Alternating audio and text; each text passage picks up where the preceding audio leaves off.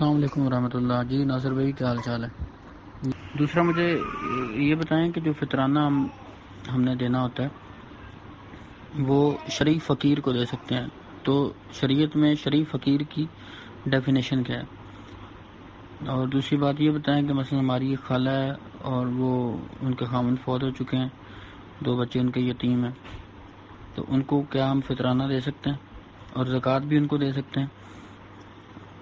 اور یہ بتائیں کہ حالانکہ وہ مطلب اپنا گھر چلانے کے لیے ایک جاب کر رہی ہیں اسکول ٹیچنگ کی، اور ان کے پاس اپنا ذاتی گھر بھی نہیں ہے، تو کیا ان کو ہم دے سکتے ہیں زکوٰۃ اور فطرانہ؟ یہ مجھے بتائیے گا. یار شرعی فقیر کی ایک تو اصطلاحی تعریف ہے، اس میں تو میں نہیں جاؤں گا، بس موٹی موٹی سادہ عام آدمی سے عام فہم تعریف. بس جو آدمی یعنی کہ بہت مجبور ہو، اور خاص طور پہ جس کے پاس روٹی کی تنگی ہو یا کپڑے کی تنگی یا مکان کی تنگی، جو 3 بیسک نیڈز ہیں نا جس میں ہر انسان برابر ہے، جب اس کی تنگی ہو جس میں کرائے کا مکان بھی شامل ہے. یعنی آج کل مکان چونکہ کم سے کم اگر آپ 3 مرلے کا مکان بھی لو تو وہ 60-70 لاکھ سے کم کا نہیں ملتا.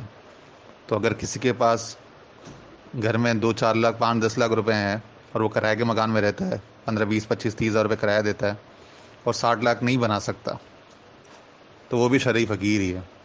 سیدھی جو بات ہے، کرائے کا مکان میں رہنے والا بھی فقیر ہی. اور سیدھا اصول ہے، تصوف میں بھی فقہ میں بھی ہر جگہ استعمال ہوتا ہے، الاقرب فالاقرب، جو سب سے قریب ہے وہ سب سے پہلے. ٹھیک ہے، تو خالہ بہت قریب رشتہ ہے، الخالۃ بمنزلۃ ام، حدیث بھی ہے کہ خالہ بمنزلہ ماں کی ہوتی ہے، تو سب سے پہلے اسی کا حق ہے. ظاہر ہے جو تم نے خود ہی بات بتا دی کہ وہ جاب کر رہی ہے، یہاں سے اس کی نیڈ اسٹیبلش ہو گئی.